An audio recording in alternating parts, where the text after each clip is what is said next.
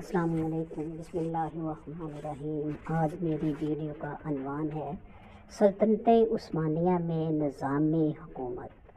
سلطنت عثمانیہ کے بانی جب اول ایشیائی کوچت میں آئے تو ان کی حیثیت ایک خانہ بدوش قوم سے زیادہ نہ تھی، لیکن وہ اپنے اندر شجاعت اور تنظیم کی قوت رکھتے تھے جو خانہ بدوش قوموں میں فطرت کے تغیرات و حوادث کا مقابلہ کرنے کے لیے خلقی طور پر پائی جاتی ہے۔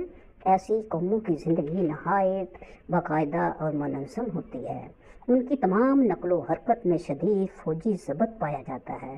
یہ قومیں جب زرعی اور تجارتی آبادیوں کی طرف بڑھتی ہیں تو اپنی اعلیٰ تنظیم کی وجہ سے ناقابل مزاحمت ہو جاتی ہے اور اپنے سے زیادہ متمدن لیکن کم جفاکش قوموں کو شکست دے کر سلطنت قائم کر لیتی ہے۔ باوجود اس کے کہ انہیں حکمرانی کا تجربہ پہلے سے نہیں ہوتا، وہ اپنی سابق زندگی کے تجربات سے اس نئی زندگی میں بھی کام لیتی ہے۔ وہ اب بھی رائی ہوتی ہے، البتہ رایا کی نوعیت بدل جاتی ہے۔ یہی صورتحال عثمانی ترکوں کی تھی۔ انہوں نے ایشیائی کوچک میں داخل ہو کر ایک سلطنت کی بنیاد رکھی جو 3 صدیوں کے اندر دنیا کے وسیع ترین اور سب سے زیادہ طاقتور سلطنت ہو گئی۔ اس کی رایا میں کرو، البانی، یونانی، ایرانی، عرب، سرانی اور جرمن ہر قوم کے باشندے شامل تھے، لیکن جو چیز ان ترکوں کو دوسری خانہ بدوش قوموں سے ممتاز کرتی ہے وہ ان کی سلطنت کی پائیداری ہے۔ خانہ بدوش قوموں کی حکومت 1.5-2 برس سے زیادہ نہیں چلتی۔ عثمانی ترکوں نے جس سلطنت کی بنا ڈالی وہ تاریخ دولت عثمانیہ 600 سال سے زیادہ قائم رہی اور آج بھی ایک وسیع مگر طاقتور جمہوریہ کی شکل میں موجود ہے۔ سلطنت کی اتنی مدت تک قائم رہنے کا باعث محض عثمانیوں کی فطری جنگجوئی نہیں ہے، کیونکہ یہ جو ہر تو بعض دوسری قوموں میں بھی پایا جاتا ہے، بلکہ اس کا اصلی سبب ان کا حیرت انگیز نظام حکومت ہے جو اپنے زمانے میں دنیا کا بہترین نظام سمجھا جاتا تھا۔ اس کے متعلق پروفیسر لیبائر اپنی مشفقانہ تالیف عثمانی نظام سلطنت در عہد سلیمان ذی شان میں لکھتے ہیں، دنیا میں عثمانی نظام حکومت سے زیادہ دلیرانہ تجربہ اتنے بڑے پیمانے پر شائع نہیں کیا گیا ہے۔ جو نظریہ اس سے قریب ترین مشابہت رکھتا ہے وہ افلاطون کی جمہوریہ میں پایا جاتا ہے، اور جو نظام عملاً اس کی نظیر ہے وہ مصر کا مملوکی نظام ہے۔ لیکن عثمانی نظام اول ذکر کی اشرافی یونانی حد بندیوں میں محدود نہ تھا اور آخر ذکر کو مغلوب کر کے یہ اس سے زیادہ عرصے تک قائم رہا۔ ریاست ہائے متحدہ امریکہ میں ایسے لوگ ہوئے ہیں جو پہلے جنگل میں لکڑیاں کاٹا کرتے تھے اور پھر ترقی کر کے صدارت کی کرسی پر پہنچ گئے، لیکن انہوں نے یہ مرتبہ صرف اپنی کوشش سے حاصل کیا، نہ کہ کسی ایسے نظام کے سلسلے مدارج کے ذریعے جو انہیں ترقی دینے کے لیے باقاعدہ مرتب کیا گیا ہو۔ کلیسائے روما اب بھی ایک کسان کو تعلیم و تربیت دے کر پوپ بنا سکتا ہے، لیکن اس نے کبھی اپنے امیدواروں کو تقریباً بلا استثناء انہیں خاندانوں سے منتخب نہیں کیا۔ جو ایک مخالف مذہب کے پیرو ہوں، عثمانی نظام عمدن غلاموں کو لیتا تھا اور انہیں سلطنت کی وزارتوں پر مامور کر دیتا تھا۔ وہ بھیڑوں کی چراگاہوں اور کھیتی باڑی کے کام سے چھڑا کر لڑکوں کو لاتا تھا اور انہیں درباری امیر اور شہزادیوں کے شوہر بنا دیتا تھا۔ وہ ایسے نوجوان ثروت اور اقتدار اور عظمت کے کتنے ہی بلند مرتبہ پر پہنچ جائیں۔ داخلے کا طریقہ اس طرح کا تھا، جو لوگ اس ادارے میں داخل کیے جاتے تھے وہ 4 طریقوں سے آتے تھے، یا وہ جنگ میں گرفتار کیے جاتے تھے، یا خریدے جاتے تھے، یا بطور ہدیہ کے بھیجے جاتے تھے، یا خراج میں حاصل کیے جاتے تھے۔ اس ادارے میں داخل ہونے کے لیے غلامی کے دروازے سے آنا ضروری تھا، اور یہ دروازہ صرف 10 سے 20 سال تک کے عیسائی لڑکوں کے لیے کھلا ہوا تھا۔ بعض مغربی مورخین کا یہ بیان صحیح نہیں کہ عموماً 8 سال کے لڑکے لیے جاتے تھے۔ تحقیق یہ ہے کہ جو 14 سے 18 سال تک کے لڑکوں کو ترجیح دی جاتی تھی اور صرف غیر معمولی صورتوں میں 12 سال سے کم یا 20 سال سے زیادہ کے لڑکے لیے جاتے تھے۔ यूरोपीन मौरखीन सिर्फ खराबी लड़कों का जिक्र करते हैं, लेकिन प्रोफेसर मसूफ ने साबित किया है कि सालाना भर्ती में खराजी लड़कों की तादाद निसफ से कम होती थी। सुलेमान आज़म के अहद में जब यह निज़ाम मुकम्मल हो चुका था, सालाना भर्ती का औसत 7-8 हज़ार था, जिसमें खराजी लड़कों की तादाद 3,000 से ज़्यादा ना थी। खराजी लड़कों की भर्ती का तरीका, जिसे दो शर्मा कहते थे, ये था कि अमूमन हर 4 साल के बाद और अगर ज़रूरत हुई तो उससे पहले भी ओहदेदारों की एक जमात जो लड़कों के परखने में बहुत महारत रखती थी, हुकूमत की तरफ से उन इलाकों में भेजी जाती थी जहाँ से हरा जाता था। सुलेमान आज़म के ज़माने में पूरा जूस यूरोनमा बिल्कान हंगरी एशियाई कोचक का मगरबी साहिल और बहरे असवद के जनूबी और मशरकी सवाहल खराजी लड़के फराहम करते थे, मगर सबसे ज़्यादा मजबूत और होनहार नौजवान अल्बानिया और जनूब की सलाने कौमों से आते थे। जो वालिदैन अपने लड़कों को देना नहीं चाहते थे, वो बचपन ही में उनकी शादी कर देते थे, क्योंकि ऐसे लड़के नहीं दिए जाते थे। दौलतमंद अशखास भर्ती करने वाले अफसरों को कुछ दे दलाकर भी अपने लड़कों को बचा लेते थे। बरखिलाफ उसके बहुत से वालिदैन खुशी के साथ अपने लड़कों को भेजना चाहते थे।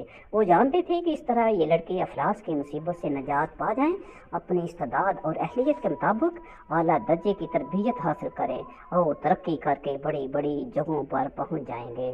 प्रोफेसर लीवाइट का बयान है कि बाद वालिदैन इस तरीके को बजाय बाहर की रायत समझने लगते थे और तुरक उन पर रशक करते थे।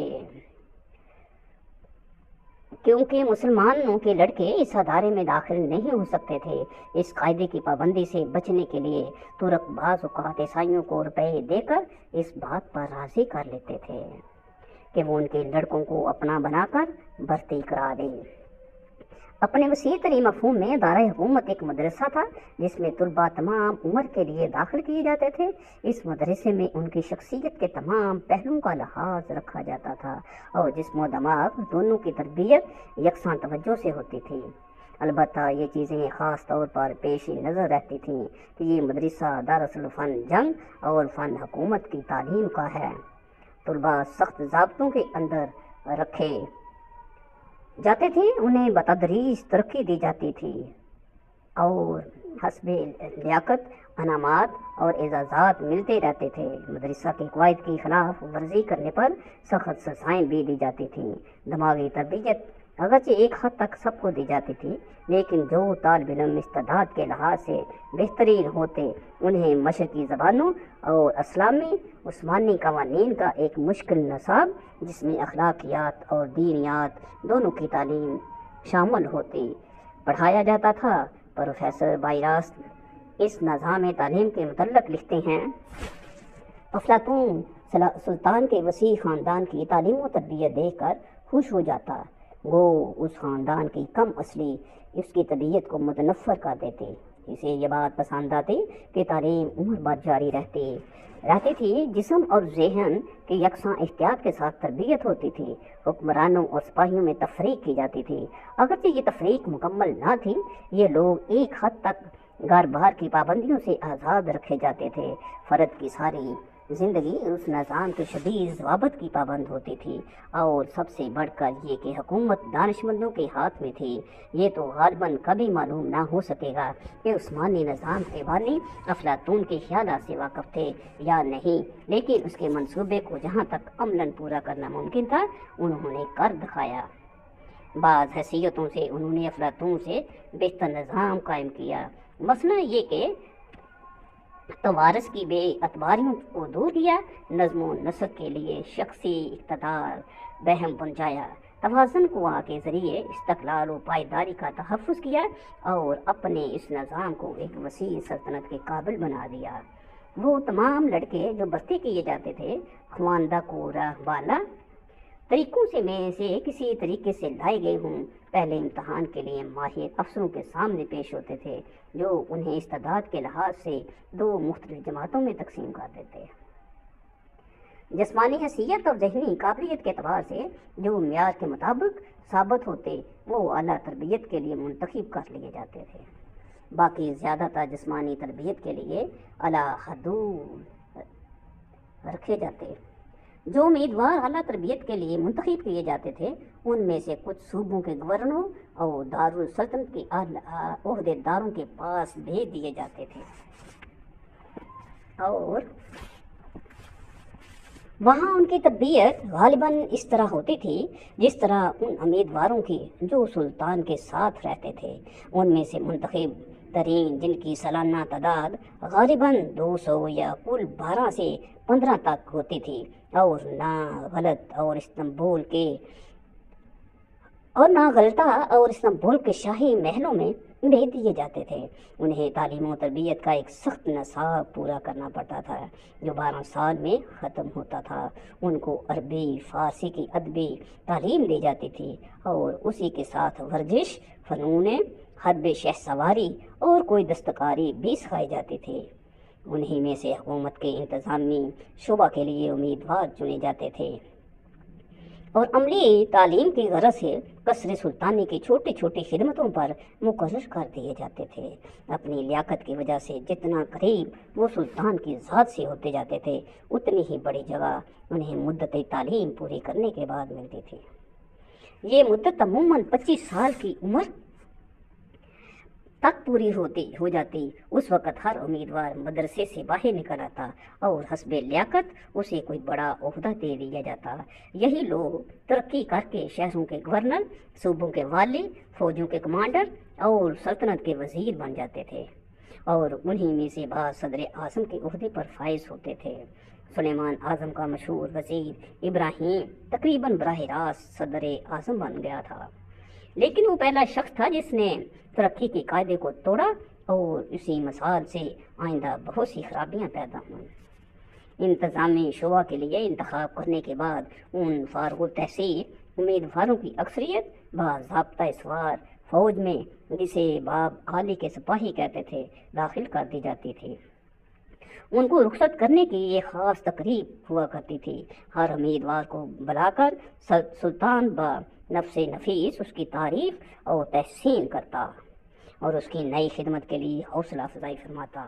وہ ہر ایک کو ایک زردوزی کا کوٹ اور اپنے خوبصورت گھوڑوں میں سے ایک گھوڑا عطا کرتا، اکثر کچھ نقد بھی دیتا۔ یہ نوجوان تمام تحائف کو لے کر جو انہوں نے اپنے دوران قیام میں پائے تھے ایک جلوس کے ساتھ محل کے بڑے پھاٹک تک جاتے اور وہاں گھوڑے پر سوار ہو کر ہمیشہ کے لیے اس مدرسے سے رخصت ہو جاتے۔ دوسری جماعتوں کے امیدواروں کی تربیت زیادہ تر جسمانی، صنعتی اور فوجی ہوتی تھی، اور انہیں ترکی زبان اور اسلامی اصول زبانیں سکھائے جاتے تھے۔ ان کا منتخب حصہ بنی چری بنایا جاتا تھا۔ پہلے ان کو اناطولیہ کے اندرونی علاقوں میں بھیج دیا جاتا تھا کہ ترکی زبان اور ترکی طرز معاشرت سے واقفیت حاصل کر لیں اور کھیتوں میں کام کرنے سے ان کے جسم خوب مضبوط ہو جائیں۔ 2-3 سال کے بعد ان کے معائنے کے لیے قسطنطنیہ سے افسر آتے تھے۔ اگر وہ ترکی زبان کافی سیکھ چکے ہوتے تھے اور ان کے جسم توانا ہو جاتے تھے تو انہیں ترقی دے کر قسطنطنیہ بھیج دیا جاتا تھا۔ وہاں سے کچھ جہازوں پر کام کرنے کے لیے روانہ کر دیے جاتے، کچھ شاہی محلوں میں باغبان مقرر کر دیے جاتے اور کچھ پبلک عمارتوں میں کام پر لگائے جاتے تھے۔ انہیں لکھنا پڑھنا سیکھنے کی اجازت تھی، لیکن وہ اس پر مجبور نہیں کیے جاتے۔ امیدواری کے اس دوسرے درجے میں کچھ دنوں کام کرنے کے بعد جیسے جیسے وہ تیار ہوتے جاتے، انفرادی انتخاب سے بنی چری کے دستوں میں باغرضی تعلیم بھیج دیے جاتے، اور جب فن حرب میں انہیں مہارت حاصل ہو جاتی تو مکمل بنی چری کی حیثیت سے شامل کر لیے جاتے۔ سلطنت عثمانیہ کی قوت اس کے ادارہ حکومت کے زبردست نظام پر قائم تھی۔ اس نظام کے خاص اصول یہ تھے: امیدواروں کا عمدہ انتخاب، تعلیم و تربیت کی سخت نگرانی، شدید ضبط و تعدیل اور پرجوش مقابلہ۔ ہر امیدوار اپنی کوشش سے ترقی کر کے اونچے درجے پر پہنچ سکتا تھا، یہاں تک کہ وہ ایک روز صدر اعظم بھی بن سکتا تھا۔ ترقی صرف قابلیت پر منحصر تھی۔ اس کلیے میں واحد استثناء شاہی خاندان تھا۔ اسی ایک صورت میں نسل کا امتیاز تسلیم کیا جاتا تھا، یعنی زمام حکومت کو ہاتھ میں لینے کے لیے عثمان کا جانشین ہونا کافی سمجھا جاتا تھا۔ جو لڑکے اس نظام میں داخل کیے جاتے تھے انہیں عیسائی مذہب ترک کرنے پر مجبور نہیں کیا جاتا تھا، لیکن اسلامی ماحول کے اثر سے وہ خود بخود بارضا اور رغبت مسلمان ہو جاتے تھے۔ اس پورے نظام کا مرکزی اصول یہ تھا کہ اس میں سلطان کی آزاد مسلمان رایا، جس کے والدین مسلمان تھے، داخل نہیں ہو سکتی تھی، اور ادارہ حکومت صرف عیسائی غلاموں کے لیے مخصوص تھا۔ ان غلاموں کے لڑکے آزاد مسلمانوں کے طبقے میں شامل ہو جاتے تھے اور ادارہ حکومت سے خارج سمجھے جاتے تھے۔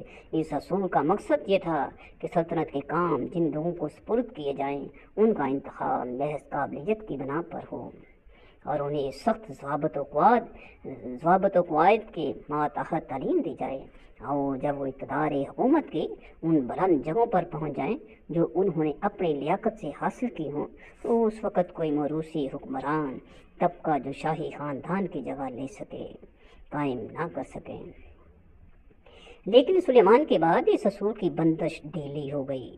ارکان حکومت نے سلطان پر دباؤ ڈال کر یہ اجازت حاصل کر لی کہ ان کے لڑکوں کا تقرر ان کی جگہ پر ہو سکتا ہے۔